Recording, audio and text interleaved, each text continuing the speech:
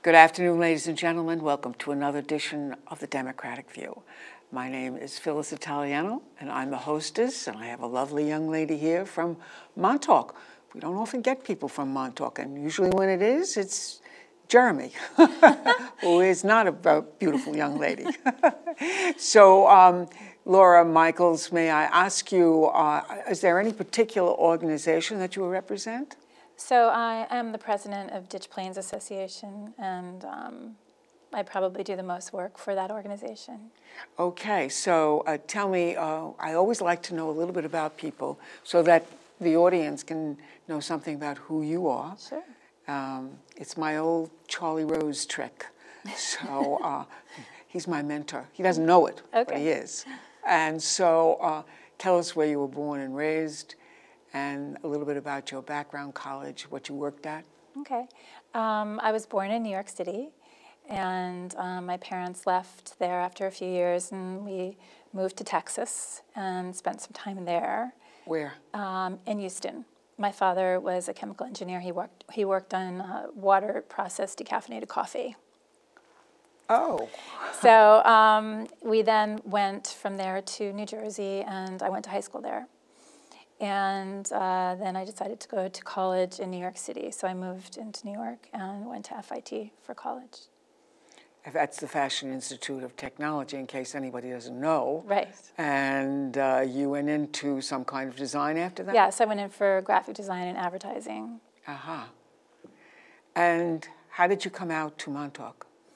My grandfather was a fisherman, and my father would very often go with my grandfather, and so my mother would say, well, you have to take the kids and go with you. So I've been going out to Montauk since I've been 5. Well, I'm sure you've seen a lot of changes there. Yes, absolutely, lots of changes. Yeah, we all see changes all the time. I see changes in the short time I'm out here. Yeah. It's only about 12 years that I'm out here full time. Although I will say I went to the North Fork when I was a mere slip of a girl. In I ain't going to tell you. It's beautiful there. Oh, it was gorgeous. It was nothing but farms. Yeah. And Riverhead, as they called it, the locals called it, was just a couple of little stores. So I've seen an enormous amount of change, and most of it I don't like, to tell you the truth. Okay. So tell us what your issue is and how it came about.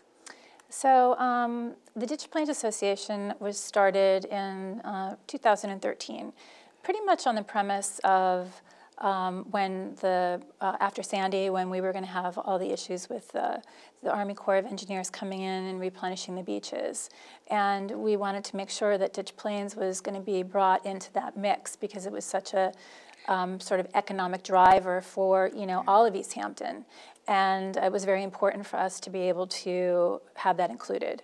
I remember that. So we started it, that's how it started, and then it evolved into a lot of other issues that we were dealing with regard to the environment, quality of life, harmony within, having to balance between a business and residential community, and how are we going to balance it, in tourist season versus the residents versus the, tourists coming in versus the businesses that need to make money and the people that need to work here to make money. So it's kind of like a balancing act. It is a balancing act. Yeah. It is something, and it's something that we struggle with all the over. time. I mean, in the place I come from, Springs, it's a big issue, with the contractors and the truckings and all that kind of stuff. And yet the residents who don't want a box truck in the driveway next to them Right. or a parking lot, Right. So, I mean, there are a lot of considerations. I mean, you hit on the term of life, which is that quality of life. Quality of life. That is the bottom line. Yes. That and environment are the two things that... Those are our top priorities, is the environment and quality of life. And they're hand in hand. you know, they really don't go one without the other. No, indeed. So. No, you're quite right. So what is this particular thing that you really have been working on lately? We've been working on several things. The one in particular is an abandoned motel on 11 Ditch Plains Road, which is in a residential zone. And somebody came in about a year ago, I guess, and purchased the property. It clearly had been abandoned for more than 5 years. The neighbors in the area had provided us with affidavits, you know, stating so. We took a look at it. We reviewed it because the neighbors were complaining because all of a sudden there started to be construction happening. And we didn't really know what was going on because it wasn't actively for sale, the property. We all knew that it was like covered up with foliage and kind of hidden and, you know, abandoned. No electricity No or electricity, anything like that? nobody living there. Yeah, no cars, nothing, yeah, no motel. Right, nothing.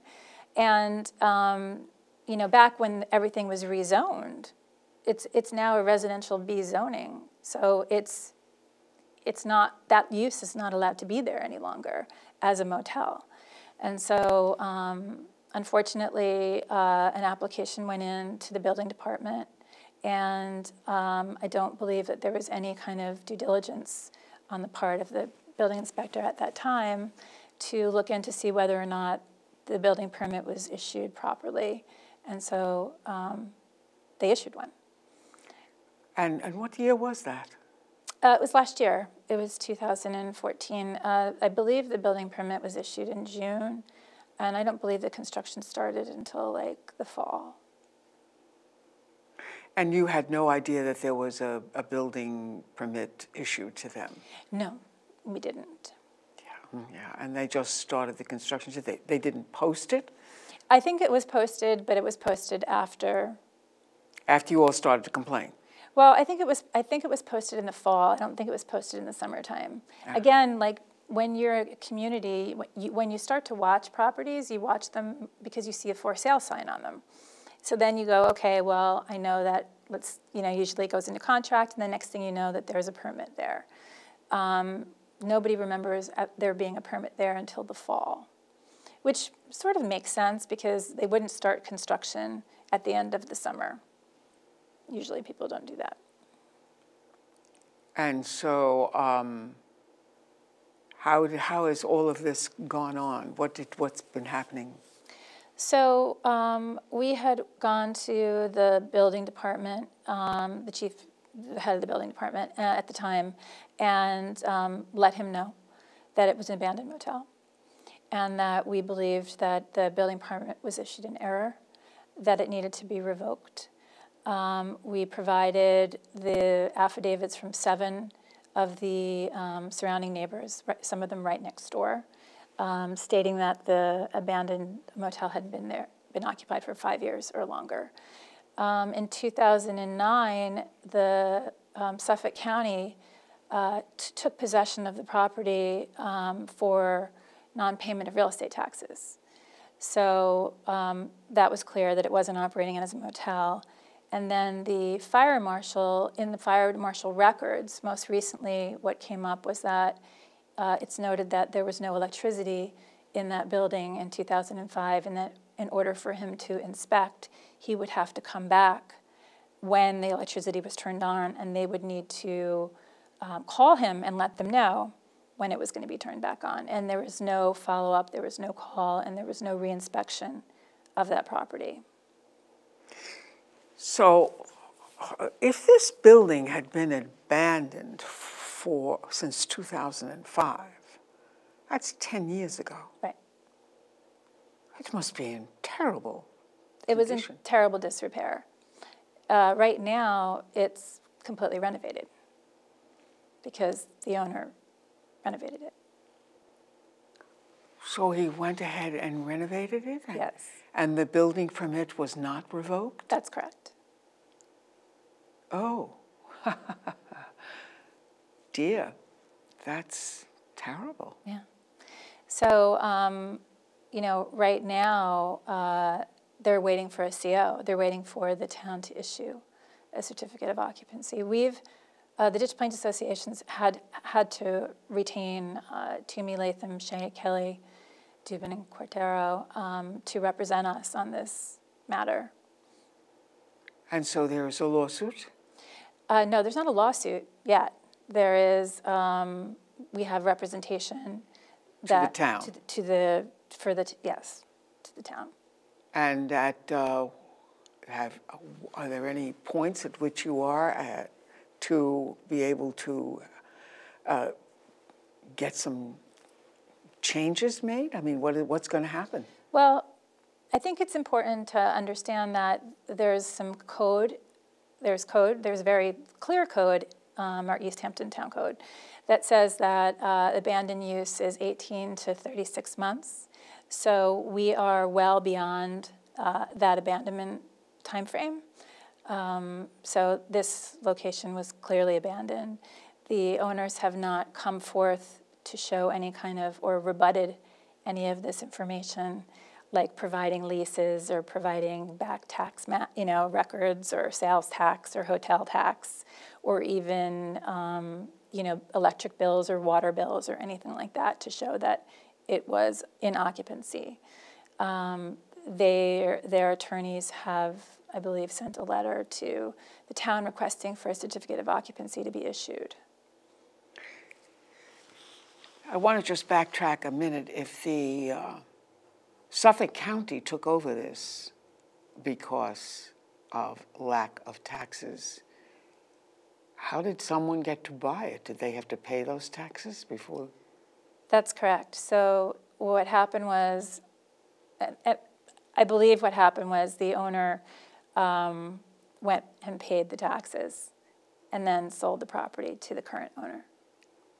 And now there is something about a new septic system that has been installed? Maybe, perhaps, well, we think? Yeah, so on the survey, it was cesspools that were specified on the survey. Now, Ditch Plains is clay-based, and we've already been, one of the contributors to the contamination of Lake Montauk when we have heavy rains. The clay does not allow for the water to absorb. The septics fill up and they overflow, and they go out into the runoffs that go into the lake. So these particular cesspools were sitting in groundwater. And we had made a code enforcement complaint to online, and a code enforcement person came out because the neighbors said that there were cesspools, rings. They saw them being installed. And code enforcement came out to inspect the property, saw that the ground was disturbed, talked to the construction manager that was there, came back, gave his report, and the code enforcement person came back to us and said, well, there wasn't enough evidence, so we're closing the case.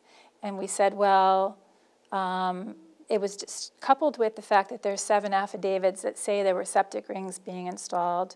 We called the Suffolk County Health Department. There was no health department permit pulled for that property.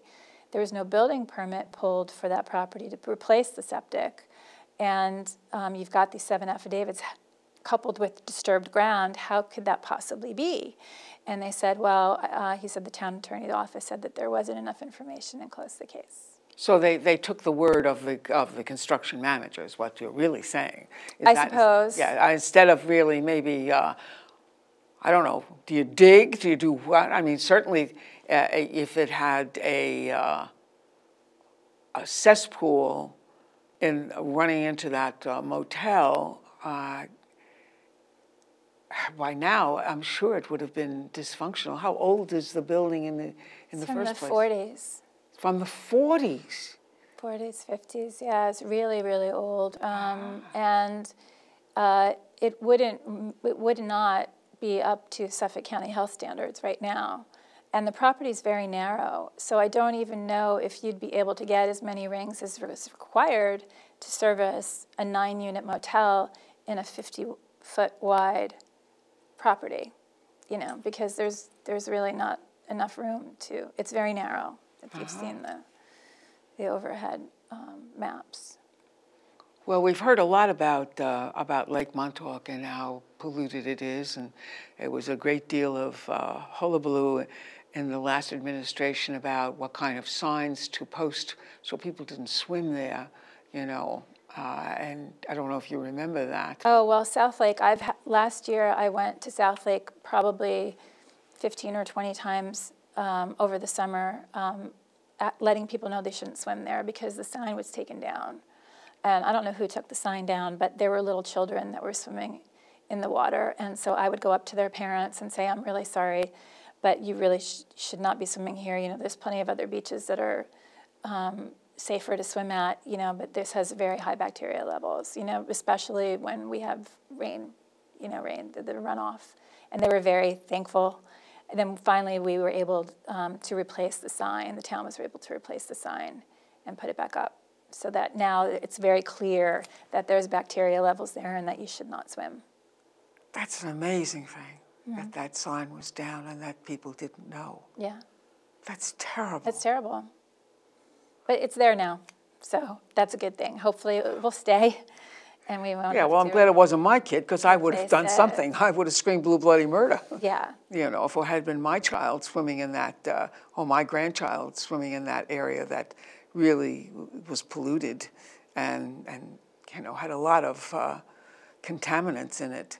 Now, they've done a lot of work on trying to clear up Lake Montauk, like buying properties and things like that. Yes.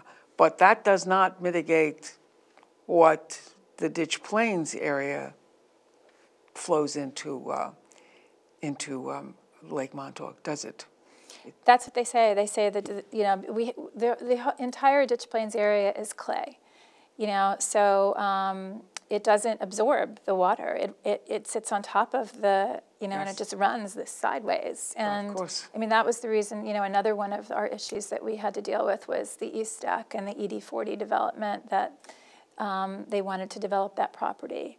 And, you know, that was a very big battle that we fought last summer. Now I remember. You know, and that's a very environmentally sensitive area. You know, it has a crazy zoning. It's just got FEMA's flood zone, which is, you know, limited to moderate wave action halfway through the property. So the potential of that property, you know, to be completely flooded and overwhelmed is huge. And so therefore you can't possibly have septics there, have any major development there. It would be irresponsible coastal planning.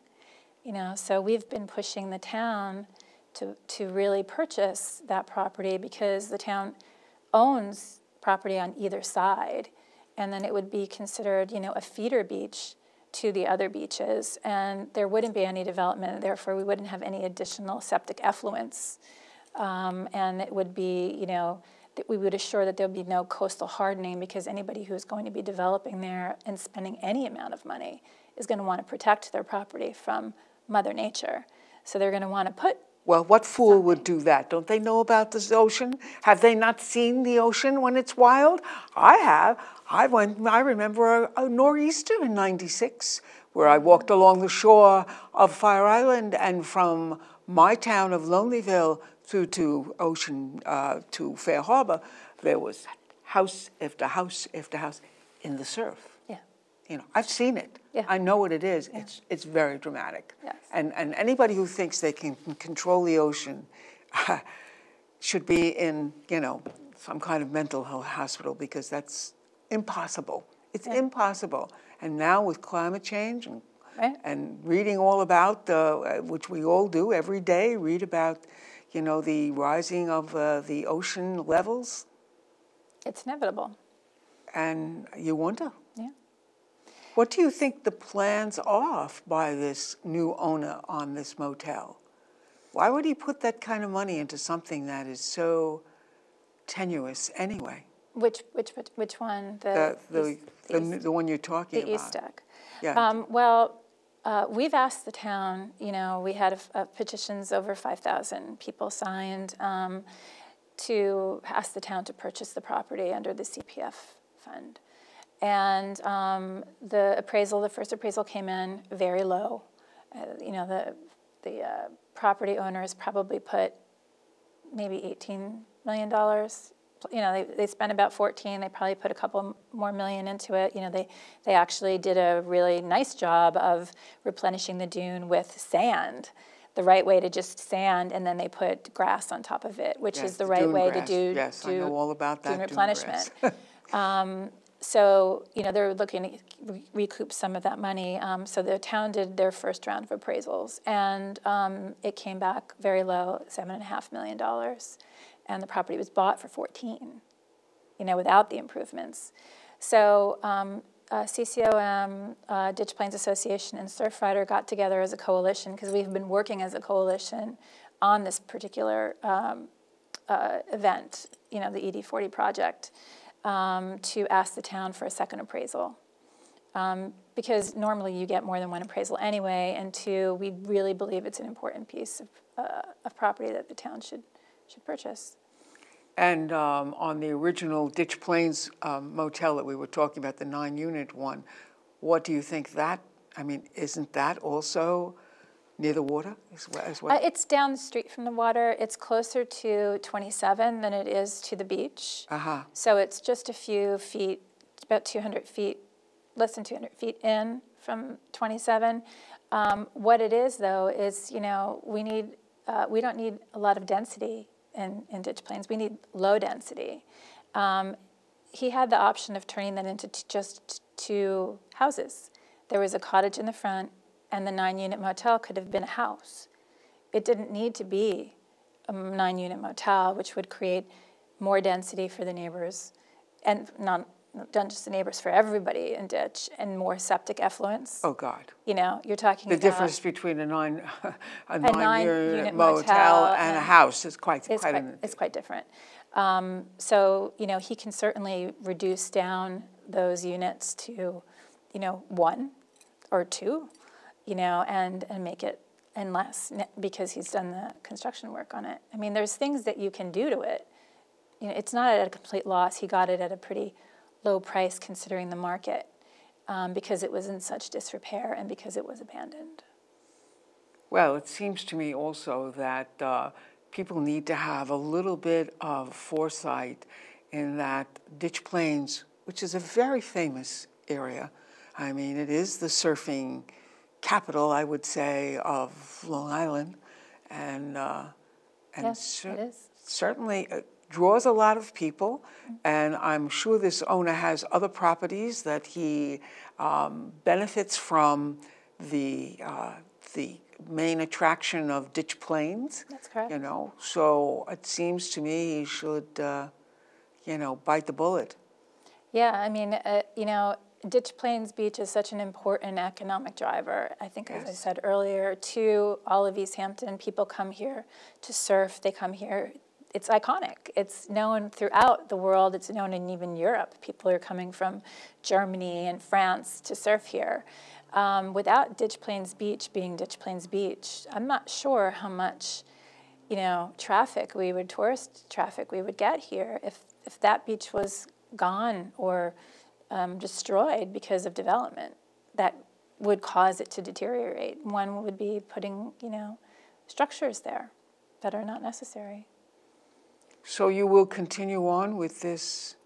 Yeah, we will continue on. We are very active, within all the other organizations too, like Surfrider and CCOM. You do have 2 very, very strong groups there.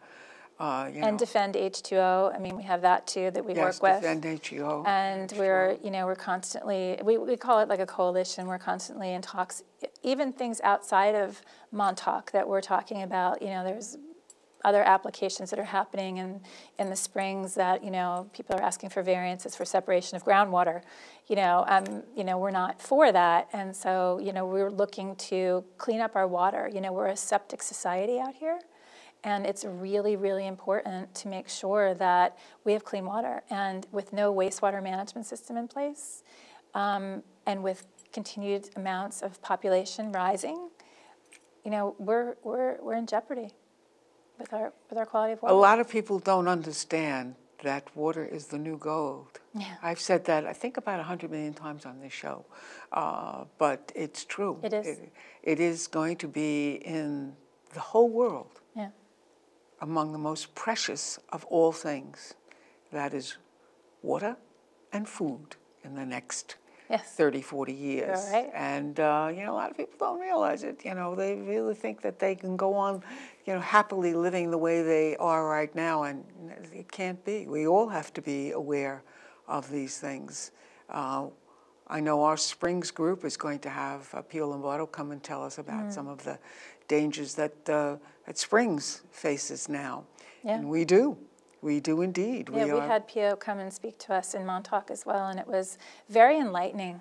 Yes. It was a really good presentation. He's very smart, very expensive, you know, for the businesses to be able to have a wastewater management system and tap in. But I'm sure that there's ways that something can be done to lower those costs. But it's a necessary evil, quite honestly. It's a necessary evil for all of us to do that kind of thing. We have to. You know, like a lot of people don't know. I really mean, a lot of people don't know that all the water we drink and use comes from under our feet. Mm-hmm. And that is what we have to depend upon. And if we don't protect it, we will be in deep trouble. I always say I'm going to know it right away because I do this show all the time. And my house is going to be the first one on the market before all of you guys realize it. Laura, thanks so much for coming. Thank you so much. Continue the good fight, Okay. you know. Don Quixote, that's our motto.